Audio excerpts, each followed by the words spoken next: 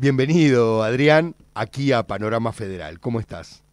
Hola, buenas tardes a la audiencia, buenas tardes Ariel, un gusto escucharte. Bueno, planteaba esto, ¿no? Parece que la realidad que viven las clases populares en estos tiempos oscuros y adversos pueden ser reducidos a un simple porcentaje.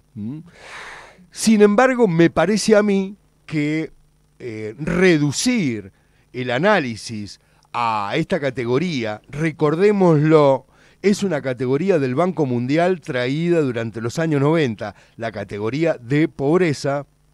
elude poner en foco la explotación de las clases trabajadoras, formales e informales, y también los procesos de extracción de valor que se dan en el capitalismo neoliberal contemporáneo. No sé cómo estás viendo la cosa, Adrián. Ariel, describís muy bien la cuestión porque hemos estado los últimos días escuchando debates que en primera instancia son porcentuales extraídos de grandes centros urbanos y luego homologados al resto del país, pero detrás de esos porcentuales hay gente, hay personas de carne y hueso, hay relaciones sociales, hay relaciones productivas. Para decirlo concretamente, como se dice, 25 millones de personas bajo la línea de pobreza, habría que preguntarse qué quiere decir que un modelo neoliberal, hiperconcentrado, altamente elitista, que ha desmontado la producción nacional y el mercado interno, y cuyo objetivo explícito es el extractivismo con una idea absolutamente de alineamiento colonial en el mundo occidental, uno puede entender un poco mejor que esto no es azaroso. No es azaroso, es una política buscada, es un retorno sobre una política conocida, una política que ha tenido idas y vueltas en nuestra historia argentina, pero que retorna una y otra vez a calar en el nervio más agudo de la comunidad organizada. ¿Por qué le llamo el nervio más agudo? Porque efectivamente hay que escuchar el otro lado de este discurso, y el otro lado de este discurso es el que podría tener, por ejemplo, la Garganta Poderosa, quien informa en sus censos de barrios populares hechos desde adentro, que no estamos hablando del porcentaje del 53% de la población, sino que en los barrios estamos hablando del 87 al 88% de la población bajo la línea de pobreza. ¿Esto qué significaría? Significaría que ese número establecido para la nación de 25 millones en el primer semestre podría estar bastante por encima de ese valor. Y ese valor numeral, de alguna manera, significa ni más ni menos que deflación completa del mercado productivo, una parálisis integral de las relaciones de generación de valor, y finalmente algo que nosotros conocemos bien en la historia nuestroamericana, que es un extractivismo que no se realiza únicamente sobre las condiciones de la tierra, sino un extractivismo que se realiza sobre la condición explícita de los cuerpos. Esto que durante el gobierno de Macri se llamaba pagar con una libra de carne, tomando la vieja frase de Shakespeare traída al presente argentino, efectivamente cada vez es más clara en esta organización biopolítica del valor, ¿no? Es decir, nunca la política ha sido tan claramente política sobre la vida de los cuerpos y de las cuerpas de los trabajadores, cuando la pensamos en términos de una palabra que puede resultar altamente estigmatizante si uno no la describe bajo la condición de que la pobreza no es de todos, sino de aquellos que entran dentro de su clasificación o taxonomía. Si bien uno podría decir que negros en el capitalismo somos todos y todas, es difícil decir que pobres en el capitalismo somos todas y todos. Hace mucho tiempo que en el sistema global del capitalismo mundial integrado se nos muestra que 3/4 de la población del mundo son pobres.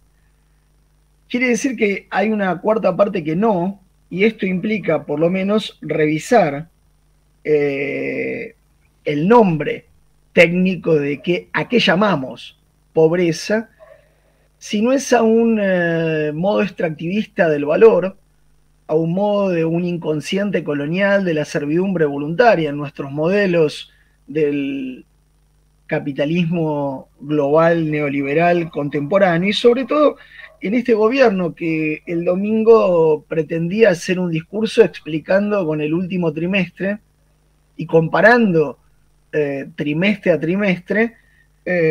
descaradamente que la estigmatización profunda de la pobreza estaba bajando bajo este modelo productivo. Cuando digo esto, desvergonzadamente Javier Milei decía en Parque Lezama para 5.000 seguidores que evidentemente la pobreza ha comenzado a bajar en este último trimestre. Y lo cierto es que la única manera de establecer datos duros, comparables, no es trimestralmente por los índices con los cuales se los miden. Por eso es necesario, de alguna manera, ver cómo las redes solidarias de los sectores populares están batallando y luchando en los barrios populares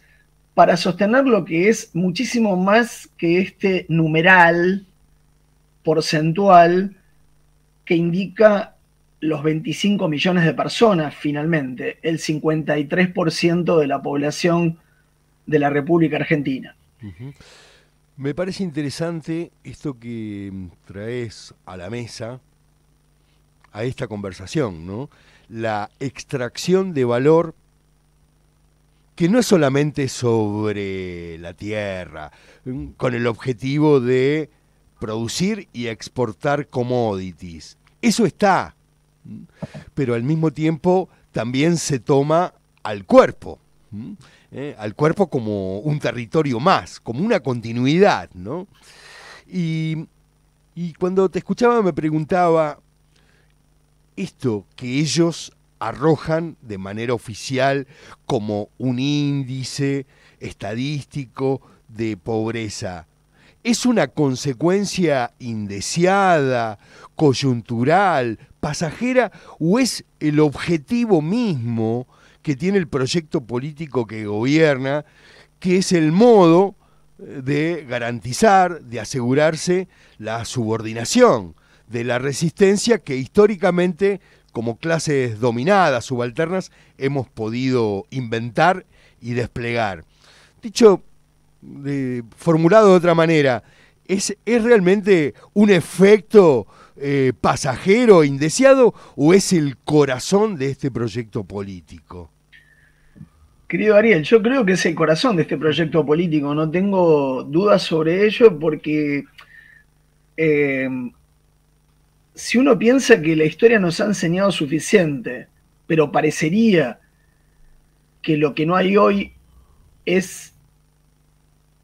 estudiantes para escucharla a la historia, o alumnos para prestarle atención, o oyentes para reflexionar sobre ella. Porque si la historia nos ha mostrado algo, es la recurrencia, la condición iterativa de este proyecto de extracción de valor de los cuerpos, y fundamentalmente esto forma parte de un modelo histórico conservador de la Argentina que ha mutado en un proyecto a través de distintos procesos llamados de reorganización nacional, es decir, de golpes militares, y que ha llegado dentro de los procesos democráticos a convertirse en un vector estructural de la producción argentina. Nadie olvidará para el futuro ni para el pasado aquellos que hemos vivido la Argentina potencia de Carlos Saúl Menem, pensando de alguna manera en sus dos gobiernos, el modelo del segundo, en particular gobierno de Cavallo, donde cuando digo el gobierno de Menem-Cavallo, digo es inseparable la figura de ese ministro de Economía, de la figura de el gobierno presidencial, porque el objetivo fundamental allí es justamente mostrar un modelo privatizador, despotenciador y que efectivamente subordina a la Argentina a la búsqueda de ubicarse en un modelo agroexportador del que la Argentina evidentemente tuvo la posibilidad muchas veces a través de los modelos educativos, a través de la ciencia y técnica nacional, de agregar valor a su producción y al mismo tiempo de distribuir la economía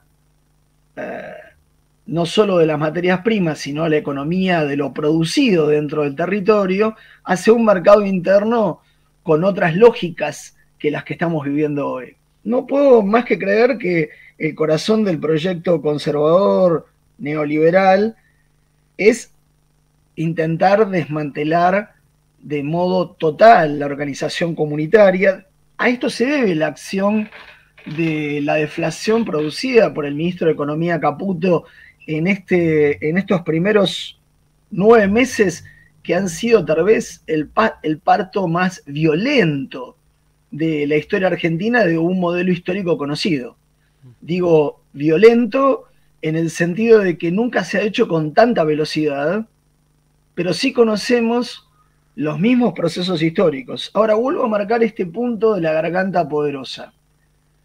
Si los barrios populares no tuvieran una red social de organización comunitaria, si los barrios populares no tuvieran algún modo de solidaridad y reciprocidad,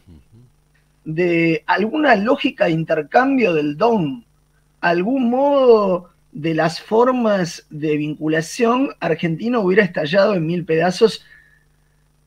no más allá de los primeros 4 meses de este ajuste sin precedentes en la historia. ¿Qué es lo que hace que Argentina siga teniendo esta lógica de movilización al 10º mes de gobierno que va creciendo, a donde va bajando la imagen presidencial y donde vamos viendo efectivamente negro sobre blanco como este modelo extractivista de los cuerpos y de las materias se va volviendo finalmente un objetivo único, ¿no? Su corazón es desmantelar organizaciones comunitarias. Y sin embargo, las organizaciones comunitarias son las que están sosteniendo lo que llamaríamos aún la posibilidad de una última fuerza que no se vectoriza en un estallido, sino en una trama de invenciones productivas en los territorios. Marco esto porque resulta sorprendente que la ministra de Capital Humano, Sandra Petovelo, tal vez uno de los ministerios más miserables de la Argentina, aquel que se ha permitido de alguna manera desconocer órdenes de la Corte, el que no ha distribuido alimentos que de alguna manera se han vencido, y el que de alguna manera ha vaciado todo proceso de las redes sociales de llegada directa de alimento a los territorios, se ha considerado tal vez el bastión de aquellos que pueden sacar comunicados del ministerio diciendo que no solo se ha revertido la pobreza, sino que está cambiando la condición de su tendencia. Ahí lo que vemos es finalmente que lo que el Estado no realiza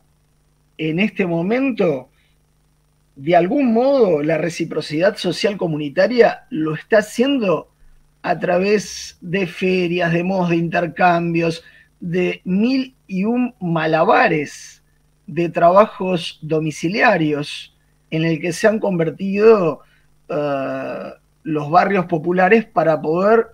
solventar algo que desde hace mucho tiempo viene sucediendo en la Argentina. Pero es verdad que entre el gobierno de Macri y el fallido gobierno de Fernández, crecieron aproximadamente 5.300.000 pobres en Argentina, pero en el último periodo el salto fue extraordinario. Es decir, en 10 meses, extraordinariamente, sumamos aproximadamente otros 5.300.000 pobres más en la Argentina. Entonces, lo que en 8 años se concentra en 10 meses muestra una velocidad extraordinaria, que sin una base de redes sociales muy potentes, que sostengan de alguna manera ciertas formas comunitarias, el estallido era imposible de detener. Ya que escuchamos recién al Tata Cedrón, canción de San Jamás, ¿será mañana un día de San Jamás cuando ocupemos nuevamente las calles y las plazas de este país para defender la educación pública, para defender la universidad, que con sus aciertos y con sus deficiencias es la que supimos construir estas últimas décadas? ¿Será mañana un día de San Jamás, Adrián? Bueno, la canción del Tata Cedrón es magnífica porque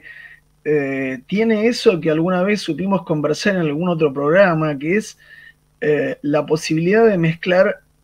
el acto de fe con la fuerza satírica de una fuerza que viene de abajo, en el que la pobreza de alguna manera ya no es estigmatizada, sino es justamente colocada como una fuerza activa. Si le creemos a la canción del Tata Cedrón, que en realidad está dedicada a Atahualpa Yupanqui, como él mismo dice al final, digamos, lo que estaríamos escuchando es que el día de San Jamás es la posibilidad de redimir algo. Y ese redimir en términos materiales, ese redimir en términos corporales, ese redimir en términos productivos, no se hace en cualquier lugar, sino vectorizando las fuerzas de las calles. Voy ya que hablamos de datos en la primera parte de la charla, quiero agregar uno no menos temerario. Los censos de las universidades nacionales al día de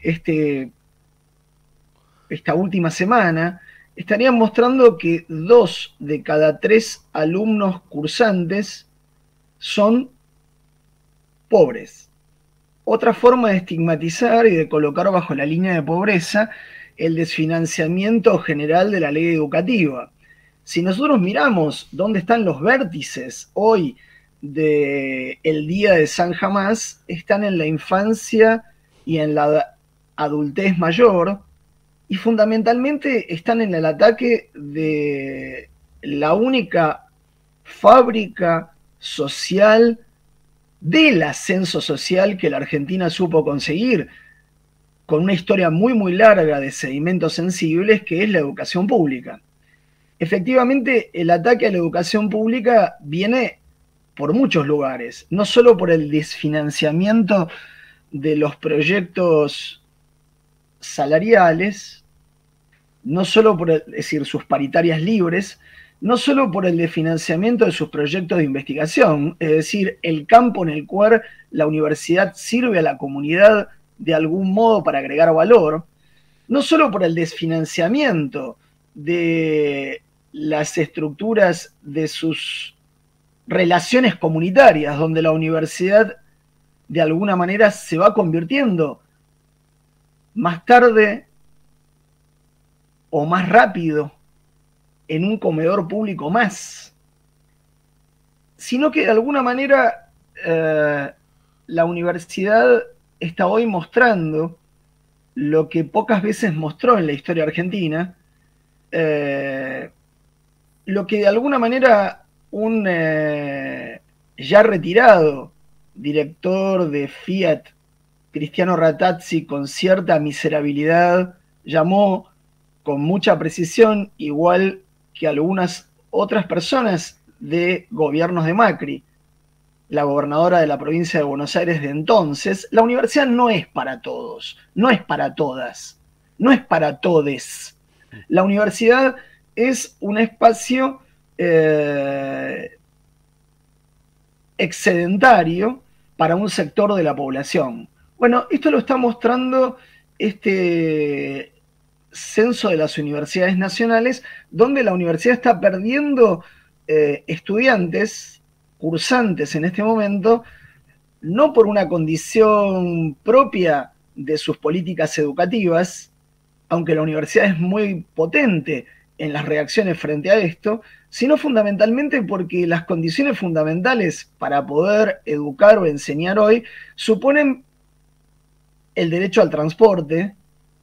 el derecho a la alimentación, el derecho a poder llegar a los espacios.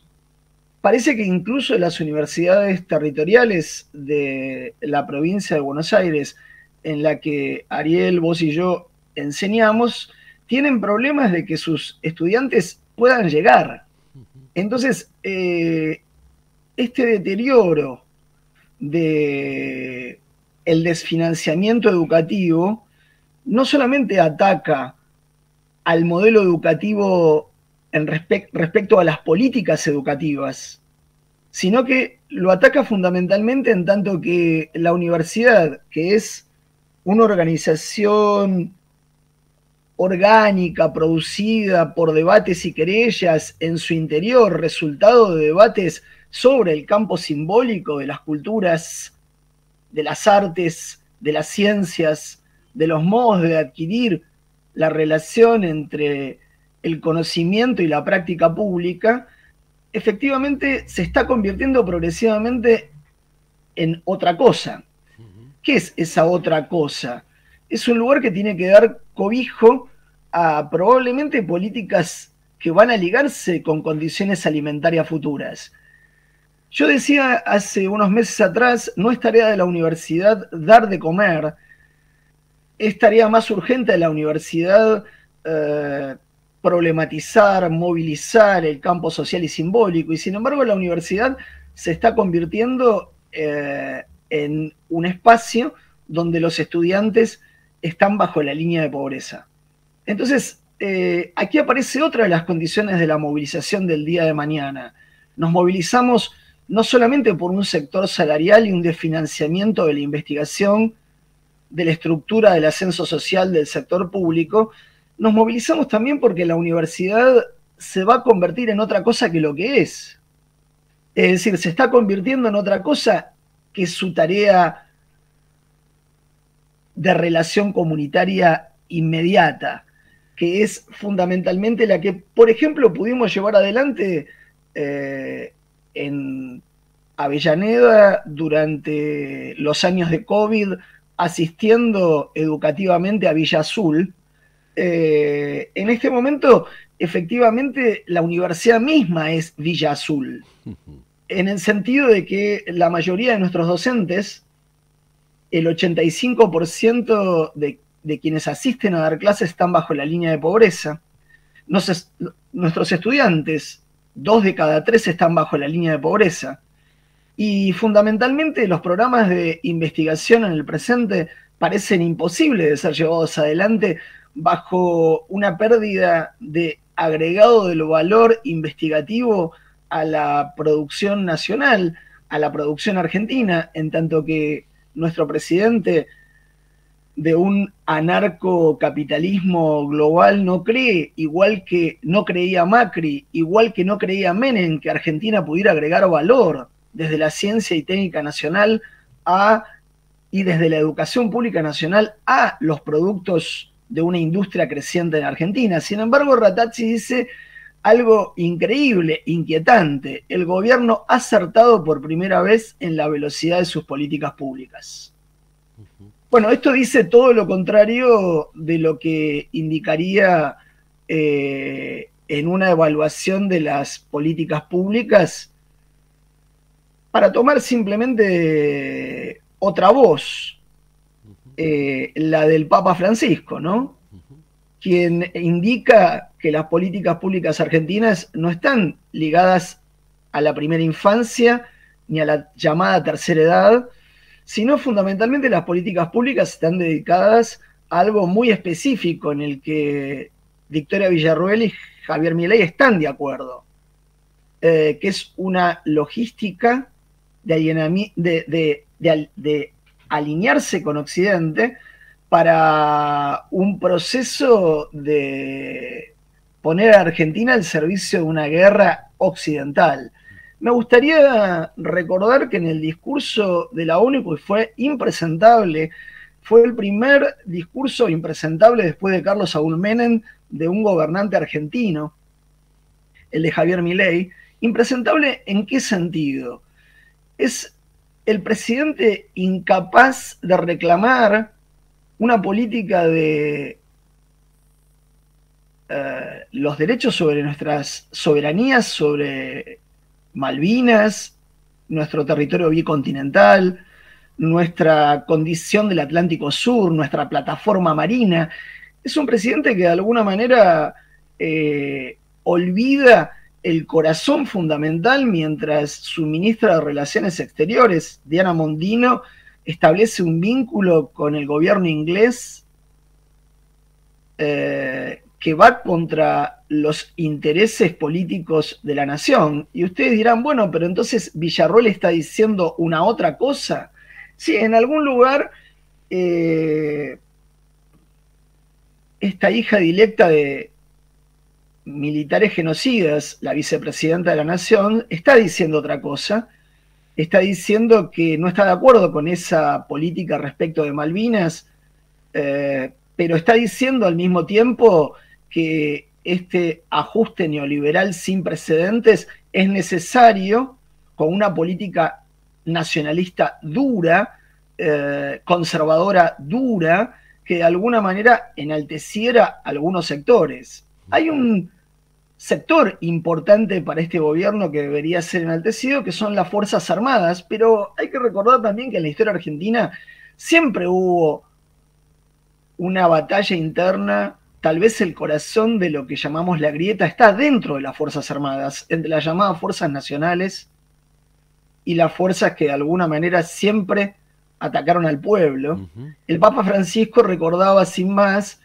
que lo curioso del hambre de los argentinos es que la ministra de Seguridad, Patricia Bullrich, no tiene ninguna duda en comprar los gases más caros, aunque vencidos, para la protesta social. Esto indica también algo importante para la movilización de mañana. Indica que fundamentalmente el sector más golpeado, que es la institución del ascenso social, que es la educación pública argentina, siempre tiene un reverso fundamental desde el gobierno de Onganía hasta nosotros, que es un plan represivo. No hay desfinanciamiento educativo sin un crecimiento de un plan represivo. Ahora bien, quiero decir que hay un ejército argentino nacional que ha defendido los valores de la patria, del suelo y de la tierra, aunque tenga sobre sus espaldas muchas marcas a ser discutidas y a ser debatidas, y hay un ejército argentino que parece gozoso conjuntamente con la Gendarmería Nacional y conjuntamente con las fuerzas federales de golpear ancianos en la plaza, o de gasear niños en la plaza, o de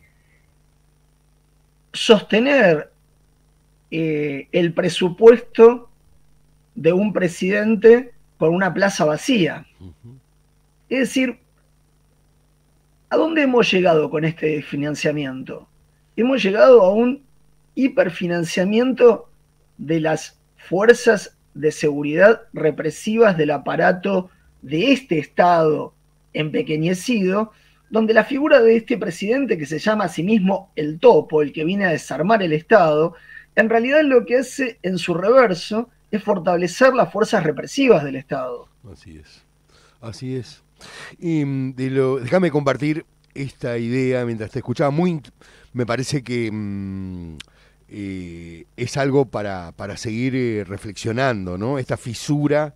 que vos señalabas al interior de las Fuerzas Armadas, que en general desde el sentido común siempre son homogeneizadas, pero mientras que te escuchaba describir y relatar esto de la situación en la universidad,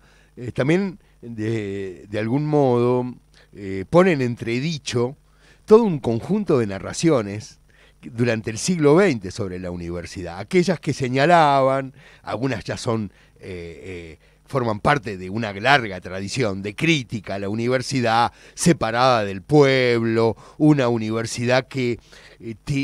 construía una sensibilidad que nada tenía que ver con las clases trabajadoras, ¿no? Con las clases más explotadas, oprimidas de la sociedad. Y hoy lo que nos encontramos es que en la universidad estudian, enseñan y aprenden el pueblo que ha decidido estudiar, pero que no lo diferencia en nada con las condiciones de existencia de las que acontecen afuera de la institución académica, ¿no? Es decir, que las políticas de este capitalismo neoliberal, conservador, lo que ha hecho es homogeneizar las condiciones de existencia al interior de la universidad con lo que pasa afuera, ¿no? No hay grandes distancias, ¿no? Sobre todo teniendo en cuenta que el 80%, medido con las estadísticas de ellos, el 85% de los trabajadores y trabajadoras de las universidades públicas y nacionales son pobres, ¿no? Por ejemplo. Sí, esta homogeneización de que Argentina pierda la potencia, el capital simbólico de lo que la educación pública significaría, creo que es el objetivo de fondo de este gobierno. ¿Qué significa la educación pública? Significa ascenso social simbólico, pero también transformación productiva o también imaginación de nuevas ideas para un mundo por venir. Entonces, no vamos a la universidad para adquirir solamente herramientas técnicas de una salida laboral presente, sino para imaginar el mundo por venir, porque hoy puede no haber esas herramientas productivas, pero hay que imaginar lo que vendrá. ¿Qué culturas, qué artes, qué ciencias, qué comunicaciones vendrán? Es decir, la universidad es siempre previsora sobre el porvenir, no solo la que da resultados para la actualización de un presente. Reducirla a un presente inmediato, si así fuera reducir a un presente inmediato, debo decir que si tengo que comparar las palabras del presidente Javier Milei, que siempre pletóricamente habla de sí mismo más que de otros, es decir, si hay un yo expansivo en la Argentina, es de nuestro presidente, quien no solamente alucina con ser especialista en macroeconomía, sino que de alguna manera sus discursos son endebles si los comparamos con el que empezaste tu programa hoy, el de Néstor Jerez, cacique del pueblo Ocloya ante el Consejo de Derechos Humanos de la ONU, cuyo discurso tiene un sentido fundamental sobre el TECOJA, es decir, cuidar el buen vivir, saber vivir con otros, con otras, establecer relaciones de agencia, de potencia, de posibilidad, es una de las tareas fundamentales de la universidad. Recuerdo haberlo escuchado al cacique personalmente, recuerdo sus palabras, recuerdo la precisión de esas voces en aulas universitarias de la Universidad Nacional de Avellaneda, y en ese sentido, entonces, quiero decir que la tarea de la universidad, cuando ésta se desarma como aparato de producción productiva de una economía del valor, de la transformación, de la modificación social ascendente, se vuelve también una pérdida de estas reservas. Es decir, toda la acción social de la universidad tiene que ver con esto. Es decir, con que los otros encubiertos de la historia argentina tengan voces, y esas voces las han tenido en los espacios universitarios. En los espacios universitarios han debatido los pueblos indígenas en un país como el nuestro, que no ha tenido por lo menos la idealía integral de declararse plurinacional y plurilingüístico, teniendo 16 lenguas activas aún hoy de pueblos originarios en nuestra tierra, pero pasaron por las universidades. Atravesaron las universidades estos discursos y estos debates.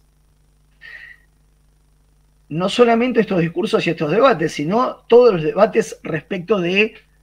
las condiciones de transformación laboral en un mundo de transformaciones tecnológicas aceleradas y de transformaciones de pérdidas de trabajo. Pero la universidad no puede servir solamente al discurso del ahora. Si es sólida, es porque el ahora lo convierte en una imaginación para el porvenir. Esa es su última fuerza. Uno entra en una universidad y sabe que ahora puede no encontrar una salida, pero mañana podrá imaginar un horizonte más amplio. Tal vez ahora no tenga una alternativa inmediata, pero pasado mañana en otras condiciones sociales y políticas de la TAUA, tenga las posibilidades de imaginar otras relaciones de agencia, de potencia o de posibilidad con otros y otras trabajadores de la Argentina. ¿Cuál es el objetivo de esta política de organización conservadora y neoliberal? Destruir el vector simbólico de la universidad, que no es solo el ahora, querido Ariel, sino el imaginar el porvenir. Por eso marchamos mañana, no solo por el salario de hoy, sino por imaginar el porvenir, porque esa última fuerza del porvenir esté activa, la que viene esté activa. Lo que es cierto es que marchamos ahora, al mismo tiempo que simultáneamente en el porvenir. Eso es lo que nos enseña permanentemente el cacique Néstor Jerez, que no hay cómo evitar el ahora sin imaginar anacrónicamente todos los tiempos del buen vivir, sin imaginar cómo el pasado se hace presente o cómo el futuro es parte del presente. Eso es tarea de los espacios de la universidad. Adrián, gracias por compartir esta tarde aquí en el Panorama Federal. Nos quedaron muchos temas, por supuesto, para seguir charlando. Si te parece, nos despedimos con Liliana Herrero. Gracias. Un abrazo grande, Ariel, para vos, para la producción del programa, para toda la audiencia, y acentúo el llamado al movimiento de mañana a todos los sectores, no solo estudiantes, sino, recordemos, no hay ahora distinción en esta homogeneización de este modelo entre niños, jóvenes, ancianos, estudiantes.